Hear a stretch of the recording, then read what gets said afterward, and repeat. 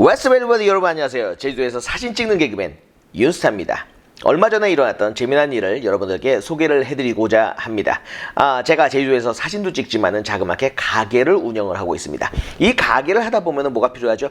그렇죠. 사람들이 뭐 하나 주세요 이런 얘기 많이 하잖아요. 뭘 달라고 그래요? 바로 명함을 달라고 그러죠. 그래서 저도 우리 가게를 하면서 명함이 하나 필요하겠구나 해가지고 명함을 제작을 해서 인터넷으로 명함 업체에다가 의뢰를 해서 명함을 뽑았습니다. 무려 1000장을 말이죠. 이 두 박스가 도착을 했어요. 500장, 500장. 자, 그러면 제가 이 명함을 보여드리도록 하겠습니다. 여러분, 명함으로 웃기는 개그맨은 전 세계에 나 하나밖에 없을 겁니다. 여러분, 웃을 준비하시고요. 앞면은 제 사진이 들어가 있죠. 귀여운 사진. 요 사진이 들어가 있습니다. 그리고 뒷면은 제 이름과 뭐 전화번호 이런 것들이 들어가 있죠. 근데 문제가 생겼어요. 뭐냐면은 앞면 뒤에 뒷면이 있어야 돼. 앞면 뒤에 앞면이 있고요. 뒷면 뒤에 뒷면이 있습니다. 앞뒤로 앞면이 500장이 온 거고 앞뒤로 뒷면이 500장이 온 거예요. 여기서 우리는 두 가지 생각을 하게 되죠. 첫 번째는 내가 잘못을 한 것이다. 아니면은 두 번째로 업체가 잘못을 한 것이다. 그럴 때는 우리가 이메일 보내고 받은 게 있기 때문에 그걸 확인하면 돼요.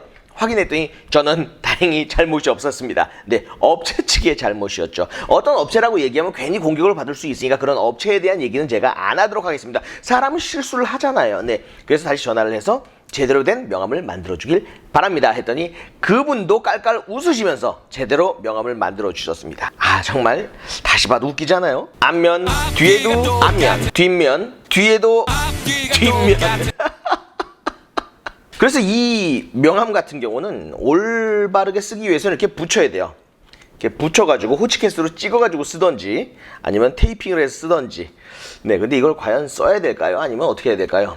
자, 오늘 드릴 말씀은 여러분 서브 카메라를 쓰자는 말씀을 드리고 싶습니다. 여러분들이 쓰시는 이 렌즈 교환식 큰 카메라들 하나씩 있으시죠? 제 유튜브로 보시는 분들은 하나씩 있으실 겁니다. 처음에는 그 카메라로 사진을 여러 장을 찍게 돼요. 하지만 어느 순간에 무겁고 귀찮고 번거롭고 또 남들이 보기에도 약간 좀 위화감 조성도 되고 그래서 어느 순간에 상업을 하시는 분들은 상업용으로만 쓰게 되는 게 큰 카메라입니다. 그리고 상업을 하시는 분들은 그 큰 카메라를 들고 평상시에 돌아다니질 않아요. 그죠? 그렇기 때문에 우리가 상업으로 돈을 벌더라도 그 외에 우리가 처음에 사진을 찍었던 목적이 있을 거 아니에요. 순수한 우리의 퓨어한 그 목적을 한번 찾아보자고요. 우리가 사진을 왜 찍었나요? 이 사진의 역사를 보면 아마 사진기를 만든 사람은 그런 생각을 하고 만들었을 것 같아요. 예술적인 사진을 찍기 위해서 사진기는 만들지 않았을 것 같아요. 제가 생각할 때 사진기를 만든 사람은 사진기를 만들 때 그냥 그 장면을 캡처하기 위해서 그림으로 그리는 건 좀 힘들기 때문에 한 장면을 캡처하기 위해서 사진기를 만들었던 것 같습니다. 여러분들도 그렇게 생각하시죠? 하지만은 그 사진기를 갖고 사진을 찍는 사람들이 한 장, 두 장 찍어보다 보니까 물론 이 장면을 남기는 것도 중요하지만 어떻게 남기는 게 중요하냐. 이 뷰파인더 안에서 그냥 이 장면을 남겨도 되지만은 여기서 뭔가 이 산을 뒤에다 두고 앞에 강이 흐르고 나무도 하나쯤 있었으면 좋겠고 이런 식으로 구도를 만들기 시작하는 거죠. 그러다 보니까 이 사진기가 만들어준 사진이 어느 순간 예술이 되어 있는 겁니다. 여러분들도 마찬가지입니다. 핸드폰 카메라 언제 많이 쓰시죠? 그죠? 뭔가 내가 뭘 먹었다, 내가 어디를 왔다, 내가 누구와 함께 있다, 인증샷용으로 기록용으로 일단 쓰게 됩니다. 그 다음에는 그 기록을 아름답게 보이기 위해서 이렇게 저렇게 돌려가면서 구도를 잡고 빛을 보면서 사진을 찍게 돼 있습니다. 내 얼굴이 까맣게 나오면 이상하잖아. 그러니까 내가 이리저리 돌려가면서 빛을 본단 말이야. 이게 여러분들이 사진 작가의 기본이 되어 있으신 분들이에요. 그러다 보면은 폰카로는 뭔가 부족하다 해서 서서히 큰 카메라를 갖게 되면서 대부분이 아마 풀프레임 카메라를 열망을 하고 갖고 계신 분들이 많으실 겁니다. 그리고 이 풀프레임 카메라로 아웃포커싱도 즐기고 여러 가지 사진을 찍다 보면은 주변 사람들한테 도움도 되고 내가 선물을 줄 수도 있고 아니면 나의 기록을 멋지게 만들 수도 있고 그런데 여기서 문제가 뭐냐면은 크고 거추장스럽다는 거지. 그죠? 아무리 미러리스라고 해도 아무리 DSLR보다 작은 미러리스라고 해도 그만큼 렌즈가 커집니다. 렌즈가 작아졌다고 해도 엄청 크죠. 남들이 봤을 때는. 들고 다니면 지금 뭐 하는 거야? 막 약간 좀 그런 생각. 지금 그걸로 뭐 하는 거야? 나 찍으려고 하는 거야? 약간 좀 사람들이 그런 생각을 해요. 폰카보다도 위력적입니다. 여러분들도 들고 다니기 어깨도 아프고 힘도 들고 안 그래요? 무겁잖아. 안 무거워요? 처음에는 그걸 몰라. 왜? 재밌으니까. 근데 이 재미가 어느 순간에 불타오르고 연기처럼 사라져 버린다고. 그러면 재미보다도 힘듦, 괴로움이 앞서게 된다는 거죠. 그러다 보면은 카메라는 서서히 장롱행으로 들어가게 됩니다. 그래서 사진에 대해서 주변에서 너 요즘 사진 안 찍니? 나 모두 있고 다 얘기를 해요. 렌즈 뭐 있고 그다음에 조명 뭐 있고 뭐 많아. 삼각대도 3-4개씩 있고 가방도 막 좋은 거 여러 개 있고. 하지만 정작 이 카메라로 해야 되는 게 뭐냐 이거야. 뭐 해야 돼 카메라로? 밥 먹어야 돼? 카메라로 뭐 해야 돼? 싸울 때 이걸로 내려 찍어야 돼? 아니잖아. 카메라로 뭐 하냐 이거야. 사진을 찍어야 된다 이거예요. 사진을. 근데 여러분들 사진 찍고 계시나요? 안 찍어. 왜? 귀찮어.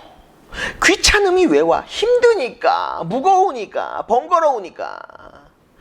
그래서 제가 드리는 말씀이 서브 카메라가 있어야 된다는 거죠. 서브 카메라도 여러분들이 서브 카메라를 고르는 데 있어서 이거 하나는 알아야 돼요. 서브 카메라 무작정 작기만 한 게 정답이다? 작아야만 한다? 뭐 틀린 말을 아닐 수 있어요. 하지만 작아지면 모두 작아지죠? 그렇죠. 이미지 센서도 작아진다는 거죠. 이 이미지 센서가 작아진 만큼의 카메라는 더 많은 일들을 할 수 있어요. 이미지 센서가 작으면 작은 만큼 줌도 되고 여러 가지 재미난 기능들이 많이 들어가요. 요만한 카메라 안에 많은 것들을 때려 박는다고. 하지만 우리가 중요한 게 이 기능이냐 이거지. 여러분들 그런 생각 많이 해봤죠? 지금 갖고 있는 풀프레임 미러리스, 풀프레임 DSLR에서 이 기능 나 정말 안 쓰는데. 심지어 이런 생각도 하신 분들이 있을 거예요. 그냥 동영상 기능 빼버리지. 사진만 찍게 하고 가격을 좀 내려주지. 이런 생각 해봤잖아요. 새로운 카메라 나올 때마다 아니 왜 이렇게 동영상에만 맞춰주는 거야? 나는 그냥 사진, 오로지 사진 그것만을 위한 카메라가 나왔으면 좋겠다. 이런 생각 안 하세요? 다들 하실 거예요. 사진을 찍는 사람들은 말이죠. 물론 동영상을 찍는 분들은 이 카메라가 동영상 쪽으로 발전하는 거를 너무나 좋아하겠지만 사진만을 위해서 사진을 찍는 사람들은 동영상 기능이 그렇게 달갑진 않아요. 맥시멈 4K도 필요 없습니다. 내가 유튜브를 하는 입장에서도 풀 HD만 돼도 아주 훌륭합니다. 왜? 유튜브에서는 FHD면은 아주 훌륭하거든요. 거기다 120프레임까지 되면은 너무나 고맙지. 하지만 자주 쓰진 않지만 가끔 재미나게 쓸 수 있는 그런 게 되니까 슬로우 쫙 이런 거 할 때 120프레임 좋긴 해요. 하지만 거의 자주 쓰지 않아요. 거의 자주 쓰지 않죠. 자, 그래서 카메라가 작아지면 센서가 작아지잖아요. 그 센서, 그 카메라로 처음에 기능들이 많으니까 재미있을 수 있어요. 하지만 여기서 문제예요. 결과물이 마음에 들지 않아요. 왜? 나는 풀프레임에 눈이 맞춰져 있거든. 그럼 똑딱이의 결과물은 나는 별로야. 솔직히 사진 찍는 사람들 휴대폰으로 사진 잘 안 찍잖아요. 저도 휴대폰으로 사진을 잘 안 찍어요. 그냥 기록을 위해서만 찍지 내가 진짜 뭔가의 나만의 사진 작품을 만들어야겠다. 이 작품이라는 게 대단한 게 아니에요. 하루에도 수백 장이 나올 수 있는 게 나만의 작품이에요. 그거는 여러분들이 생각하는 작품과 내 작품이 다를 수도 있어요. 그건 아주 개인적인 거예요. 이렇게 말씀드리고 내 작품을 만드는 데 있어서 휴대폰은 아니라는 거죠. 엄밀히 따지면 정말 아니라는 거죠. 물론 휴대폰으로 훌륭한 작품을 만드는 사람들이 있겠지만은 저는 아니라는 거죠. 그 사람들과 나는 다르다. 그 사람들은 그걸로 만들어내는 거고 나는 좀 큰 카메라를 원해요. 좀 화질이 좋고 좀 뭔가 있잖아. 그런 걸 원하기 때문에 큰 카메라를 쓰는 거죠. 하지만 번거롭고 힘들고 그래서 조그만 카메라건 센서는 작고 그래서 저 같은 경우는 서브 카메라의 마지노선은 APS-C 센서다라고 생각을 합니다. 자, 풀프레임 센서가 이만하다고 치면은 그 밑에 APS-C 센서가 이만해요. 그리고 그 밑에 마이크로 포스 센서가 있고요. 그 밑에 1인치 센서가 있습니다. 물론 1인치 센서로 못할 건 없어요. 하지만 제 개인적인 생각으로는 저는 만족하지 못해요. 글쎄요, 저는 그 느낌이 별로 좋지 않아요. 그 1인치 센서의 느낌이 별로 좋지 않습니다. 마이크로 포 소드도 저는 오랫동안 썼었는데 지나고 보면은 그냥 무거운 카메라 쓸 걸, 이런 생각도 많이 들었던 게 사실입니다. 정말 좋은 사진도 많이 만들어냈지만은 만약에 그 장소, 그 상황에서 내가 좀 더 큰 센서로 찍었더라면 이런 아쉬움들이 되게 많이 남는다는 거죠. 그래서 제가 내리는 결론은 서브 카메라는 최소한 APS-C 센서 정도는 되는 카메라를 써야 된다, 이런 말씀을 드리고 싶습니다. 저도 서브 카메라가 몇 개 있지만은 평소에는 그냥 서브 카메라로만 사진을 찍어요. 지금 저를 찍고 있는 EOS-R, 이거 안 들고 다닙니다. 돈 준다 그러면 들고 나가요. 돈 주는 그런 곳에만 들고 나가고, 왜냐하면 큰 카메라가 훨씬 더 편리성이 좋기 때문에. 큰 카메라는 일단 신뢰가 있어요. 큰 만큼 할 줄 아는 것도 많고, 하지만 번거롭고 힘들고, 미래에는 이 카메라가 좀 더 소형화되겠지만은 그 전까지는 이 큰 카메라는 돈 줄 때만 쓰는 카메라다, 아니면은 이런 식으로 스튜디오에서 제가 유튜브를 할 때만 쓰는 카메라다, 이렇게 생각을 합니다. 그래서 저는 작은 카메라로 또 잠시 나가서 사진을 좀 찍도록 하겠습니다. 여러분들도 사진을 처음 시작했을 때 초심을 잃지 말고 사진 찍으시기 바라겠습니다. 감사합니다.